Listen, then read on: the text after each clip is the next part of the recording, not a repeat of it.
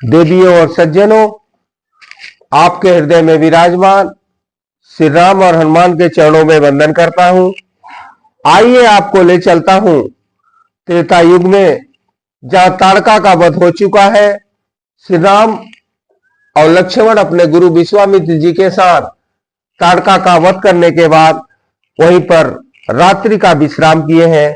सुबह जब होता है तो आइए आप देखिए यहां पर क्या वार्तालाप हो रही है। ताड़का वन में रात बिताकर महायशस्वी विश्वामित्र हंसते हुए मीठे स्वर में श्री रामचंद्र जी से बोले, महायशस्वी राजकुमार, तुम्हारा कल्याण हो। ताड़का वध के कारण मैं तुम पर बड़ा संतुष्ट हूं, अतः बड़ी प्रसन्नता के साथ तुम्हें सब प्रकार के अस्त्र दे रहा हूं।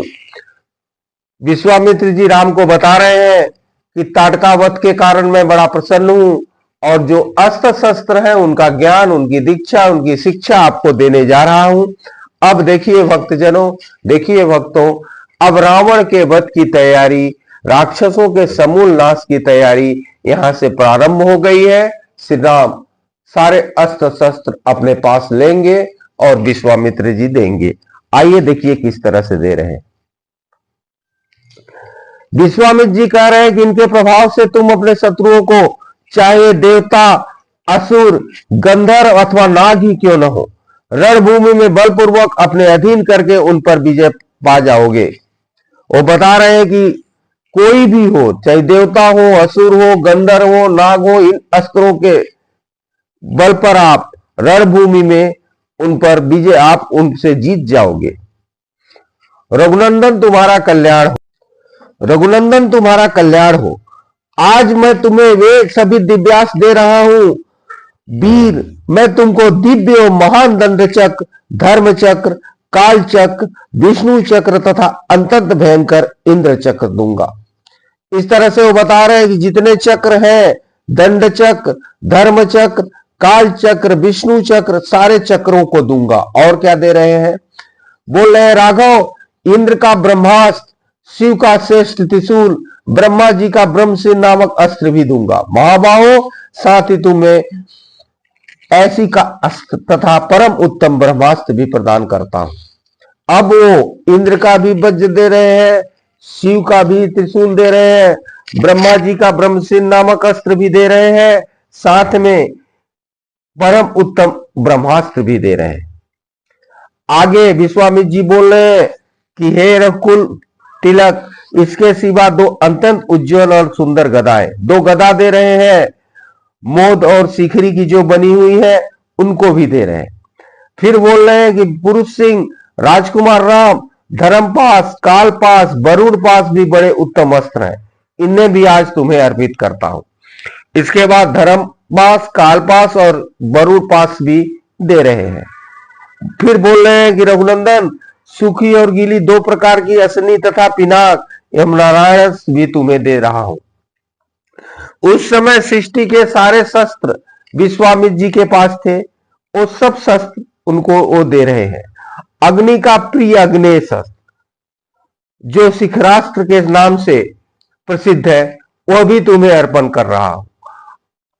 अस्त्रों में प्रधान जो वायास्त्र है वह भी तुम्हें दे रहा हूं। जितने अस्त्र हैं सारे अस्त्र दे रहे हैं।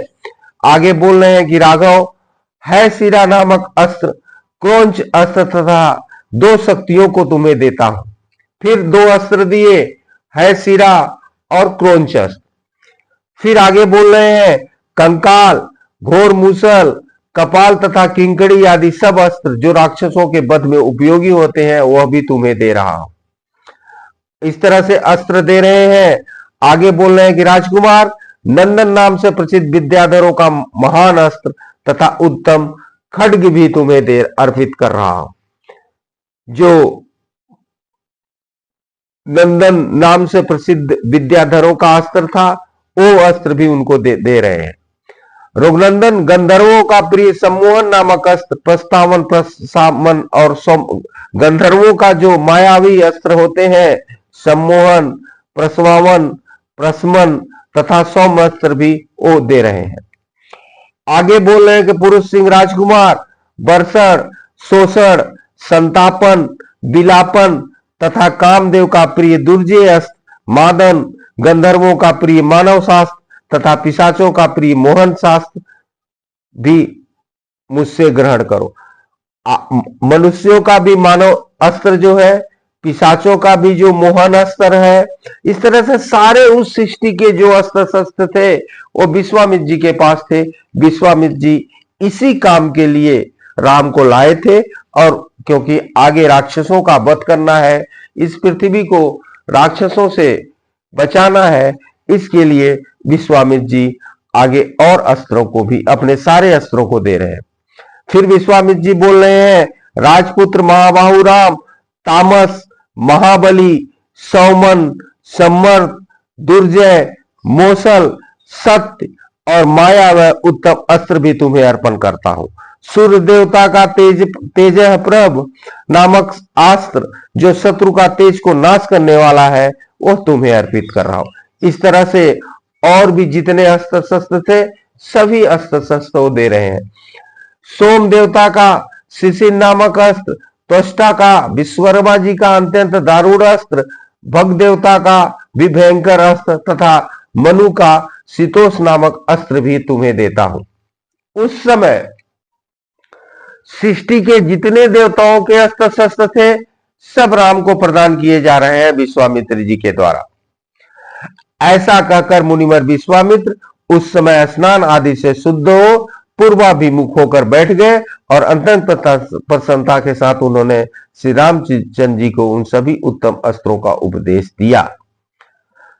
इस तरह से विश्वामित्र जी पूर्व की तरफ बैठकर बड़े खुशी से जितने अस्त्र आपको बताए गए, सारे अस्त्रों का उपदेश श्री राम को दिए कि इतने अस्त्र तो आपको दे रहे हैं। जिन अस्त्रों का पूर्ण रूप से संग्रह करना देवताओं के लिए भी दुर्लभ है, उन सबको विप्र विश्वामित्र जी ने श्री रामचंद्र जी को समर्पित कर दिया।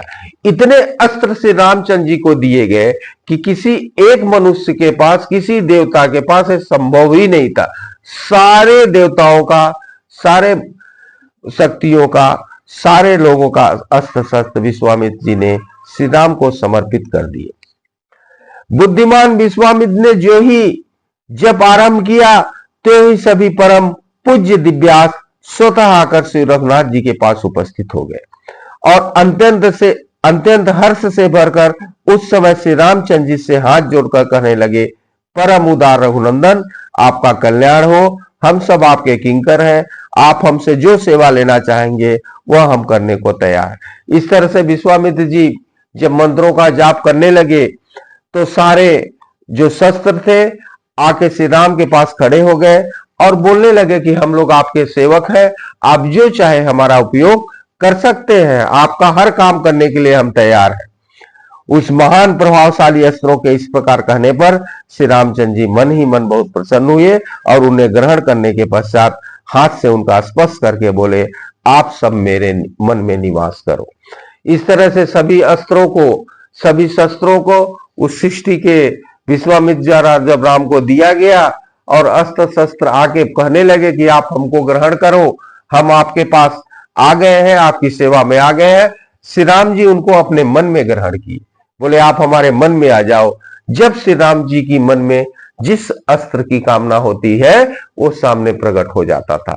यही कथा कहते हुए आगे की कथा फिर अगले अंक में, तब तक आके हृदय में विराजमान श्री राम और हनुमान के चरणों में वंदन करते हुए अपने वाणी को विराम देता हूं।